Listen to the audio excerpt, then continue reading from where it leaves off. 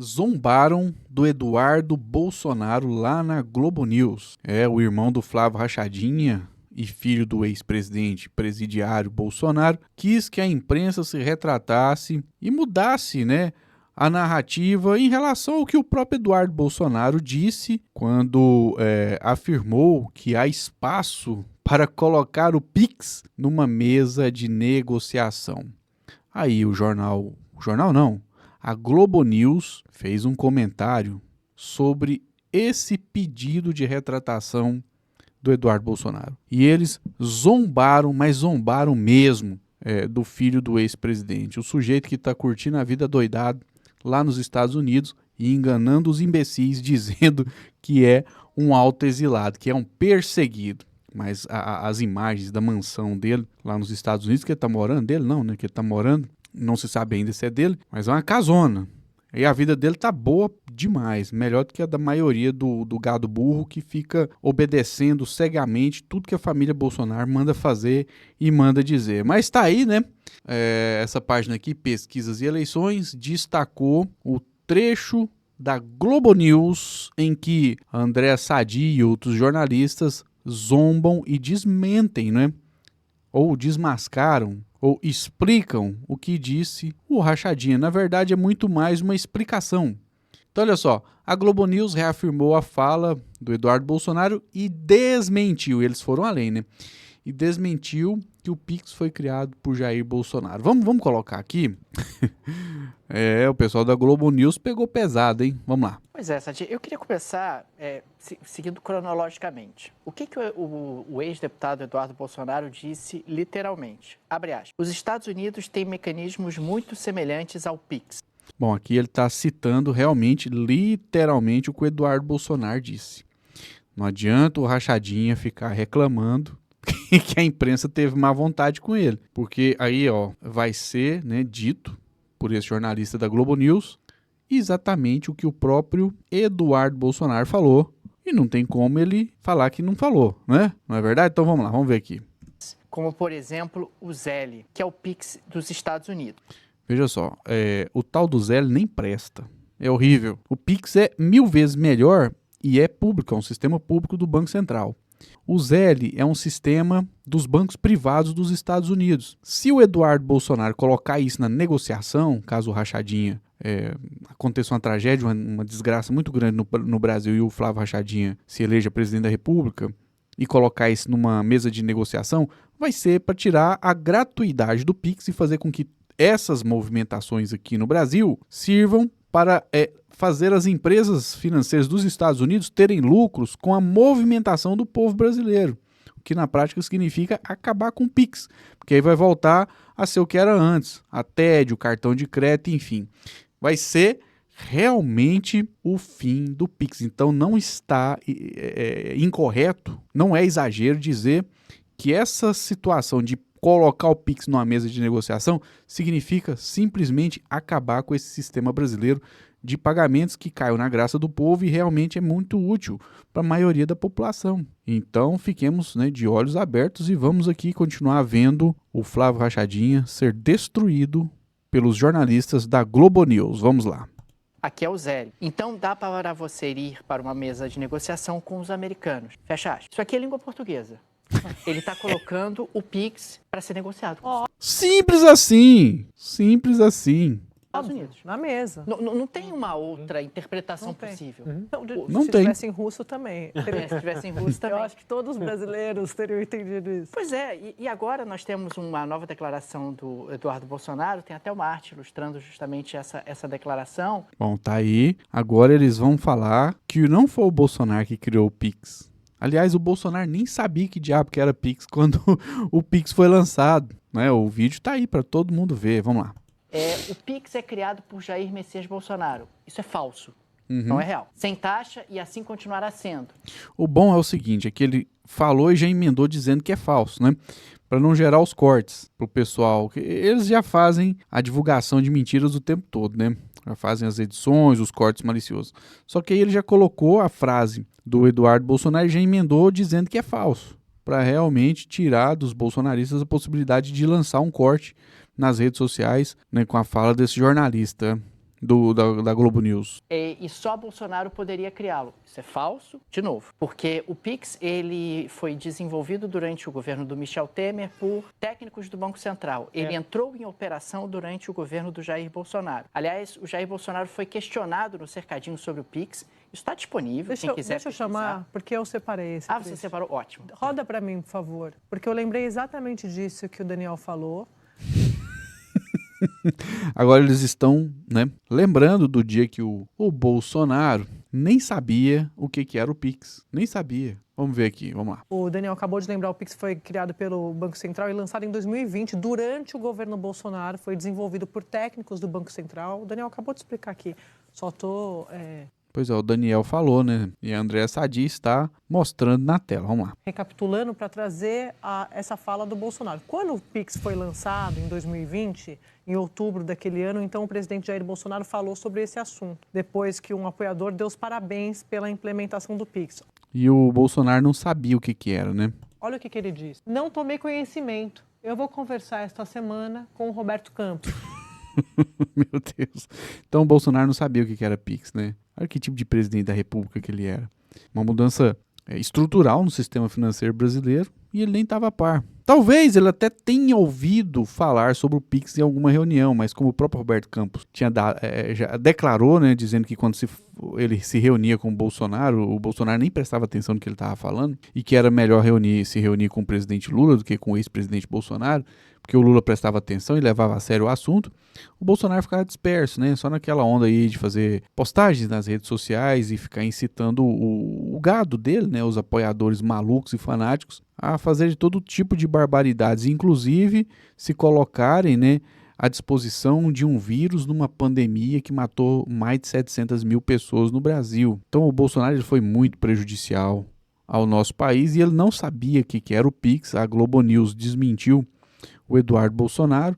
Não foi o Jair Bolsonaro que criou o Pix, isso aí começou no governo do Temer, foi implantado no governo do Bolsonaro e o Bolsonaro nem sabia o que era. Todo mundo viu e a Globo News está relembrando este fato. Só para lembrar para vocês, Roberto Campos era o presidente do Banco Central que, como a gente está dizendo para vocês, foi quem desenvolveu. Bom, bem lembrado, né? Aí a gente vem para cá, olha só o Eduardo Bolsonaro, né? Dizendo que a Jovem Pan está passando por um momento de triste fim, deixou, né, de ter aquele alinhamento automático, já não está mais completamente sob as ordens, né, das narrativas da família Bolsonaro, já não está servindo a família Bolsonaro e simplesmente por divulgar fatos e acontecimentos, o Eduardo Bolsonaro está triste. Olha aqui, ó, esse pessoal, eles não são favoráveis à liberdade de imprensa, que ó, Jovem Pan em 2026 é bem diferente de 2022.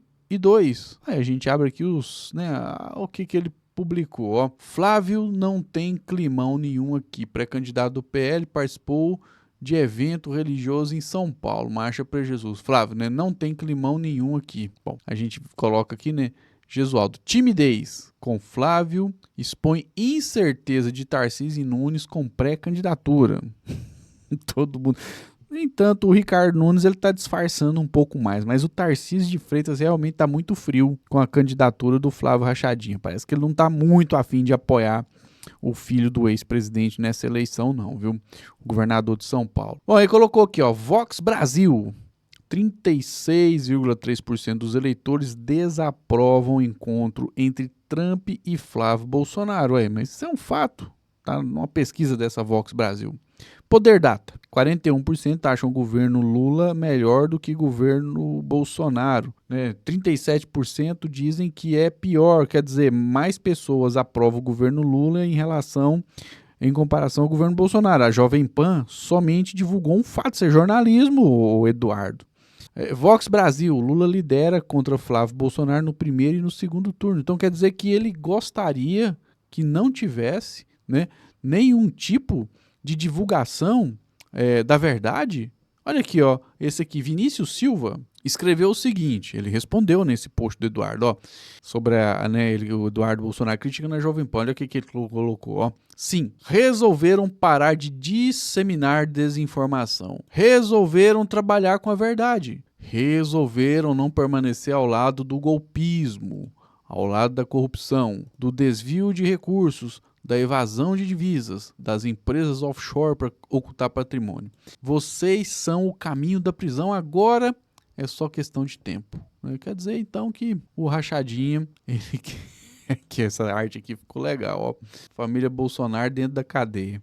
O Jair já tá lá, né? Mas o que a família Bolsonaro não entende é que eles já não são mais os senhores absolutos das mentes de muitas pessoas que eles dominavam até pouco tempo. Então a Jovem Pan não tá mais alinhada. Isso é o quê? É a Jovem Pan se alinhando à realidade dos fatos e percebendo que alinhamento ao bolsonarismo também não é tão lucrativo, né, nos dias atuais. Isso é um fator importantíssimo e fundamental. Eles ainda têm muitos votos, eles ainda têm muita popularidade em parcela significativa da população, entre aqueles que bebem detergente e rezam para pneus, mas a maioria do povo está abrindo os olhos, enxergando que o bolsonarismo é uma seita satânica, demoníaca, que piorou a vida de milhões de brasileiros e levou inclusive milhares de pessoas à morte na pandemia, com o incentivo deles a não se prevenirem em relação à Covid-19. Inclusive, muitos hoje sequer tomam vacinas para se prevenir de outras doenças por causa desse fanatismo imbecil que, infelizmente, muitos estão afundados nele. Então é hora realmente de ajudar aqueles que querem se libertar a se libertar dessa seita, e o caminho é estarmos aqui nas redes sociais conversando com aqueles que também querem dialogar, mas que não estão do nosso lado, mas que vêm aqui e assistem os vídeos, comentam, enfim, estão abertos ao diálogo. Então, antes de continuar, quero pedir para você que contribua com o nosso trabalho, contribua com o nosso canal, enviando qualquer valor através desse QR Code aí, que é a nossa chave Pix. Aqui está o Pix, pixdocerrado@gmail.com. Todos os canais, tanto de extrema direita quanto de esquerda, precisam da contribuição das pessoas que acreditam na disputa política. No caso, os canais da extrema direita, eles recebem mais dinheiro, inclusive das próprias plataformas. Mas os canais mais progressistas, mais à esquerda, mais assim, voltados para o social, voltados para o nacionalismo, esses estão enfrentando enormes dificuldades e precisam realmente da contribuição daqueles que querem o progressismo disputando de igual para igual contra a extrema-direita aqui no YouTube e nas outras redes sociais também. Sem recursos, boa parte dos canais, infelizmente, vai ter que parar de continuar fazendo esse debate aqui, e aí quem vai continuar falando são os negacionistas que incentivam as pessoas a beber detergente e não se vacinarem, e ainda colocam umas pessoas meio desorientadas para rezarem para pneus, lamentavelmente, né? Bom, continuando aqui, amigos e amigas, falar um pouquinho do Jorge Messias. Olha quem que apareceu aqui, é o ex-presidente, né, José Sarney, que disse que o Jorge Messias, ao ser barrado pelo Senado, foi vítima de um acidente de percurso que certamente não se repetirá. Então, o ex-presidente José Sarney, isso aqui é uma publicação da Sputnik Brasil, ele defendeu que o presidente Lula revise, né, ao Senado a indicação do Jorge Messias ao Supremo Tribunal Federal. E ele disse que o Lula, ele acertou ao considerar uma reapresentação do nome, ou seja, para o José Sarney mandar o nome do Jorge Messias novamente para o Supremo Tribunal Federal para ser, né, avaliado pelo Senado, para ser votado pelo Senado, é uma boa medida. Vamos ver se o Jorge Messias entrará novamente lá no Senado para ser sabatinado e se dessa vez, da próxima vez, ele vai ser aprovado pelos senadores. E para finalizar aqui, meus amigos e minhas amigas, olha que notícia interessante aqui, Marcha para Jesus, a de São Paulo, né? Tem André Mendonça e Messias, o Jorge Messias, mais bem avaliados do que Flávio. Mostra uma pesquisa, né, das redes sociais.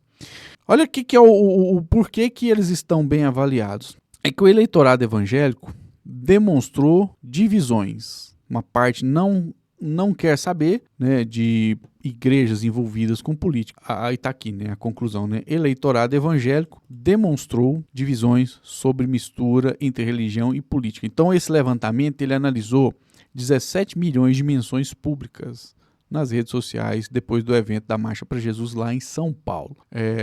Quem fez esse levantamento foi a consultoria Ativa Web Data Lab, Então eu vou aqui ler uns trechinhos dessa matéria. A Marcha para Jesus, de 2026, em São Paulo, foi marcada nas redes sociais, menos por debates sobre fé do que pela discussão sobre os limites entre religião e política. Ou seja, estavam discutindo se é correto fazer do evento um palanque político, lembrando que foi sim um comício em favor do Flávio Bolsonaro. O presidente Lula falou com o idealizador do evento, isso repercutiu muito. Ficou bom pro Lula, hein? O Lula falou que não vai usar o sagrado para fazer politicagem.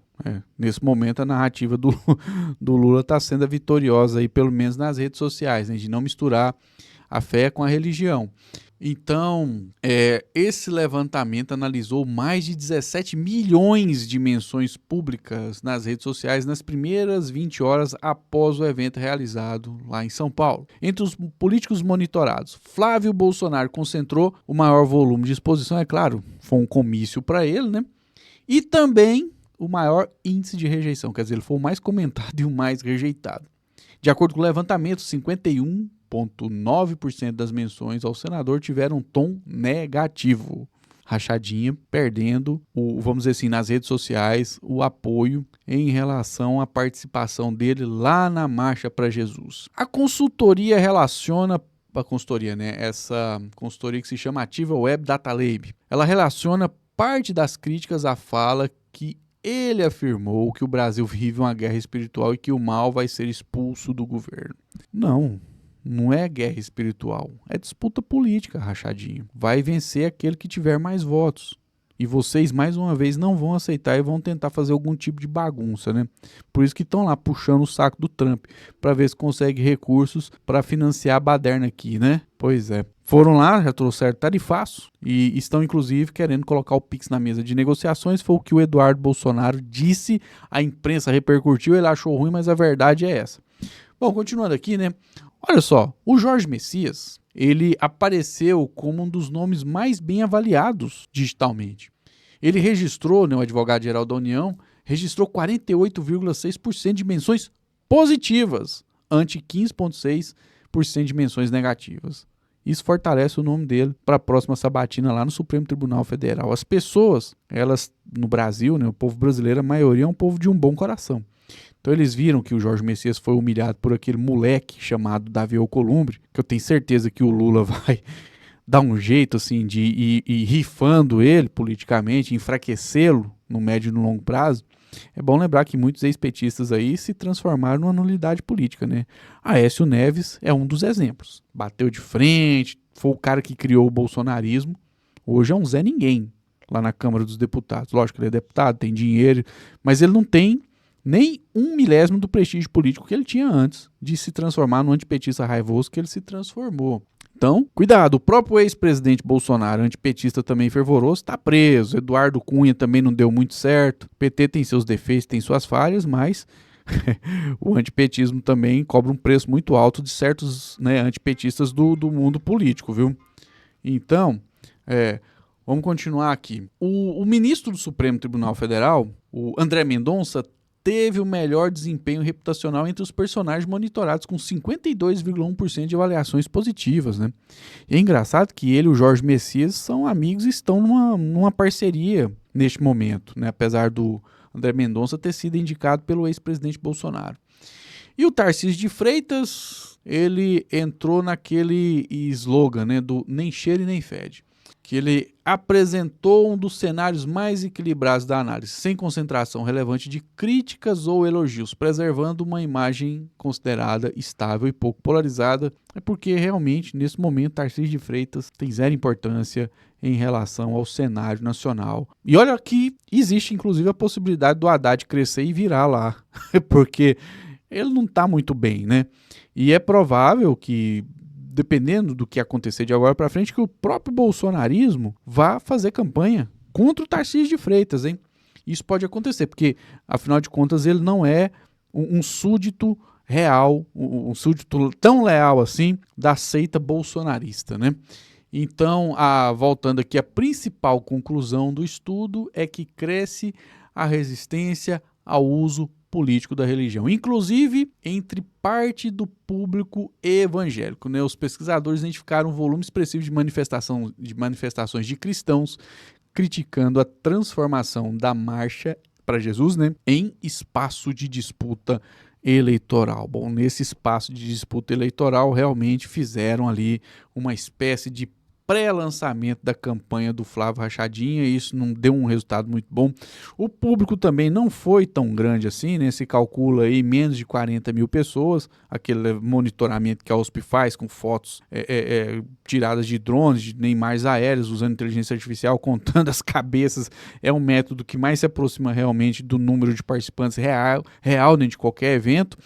Isso mostra que, por enquanto, o bolsonarismo ainda tem muita força, mas ele está com uma tendência de queda, inclusive perdendo apoio até mesmo no meio evangélico. Então, Eduardo Bolsonaro desmoralizado pela Globo News, Flávio Rachadinha extremamente criticado por fazer o uso político da fé. Vamos ver no que vai dar. Esse cenário realmente ajuda o presidente Lula a avançar rumo à sua quarta vitória numa eleição presidencial.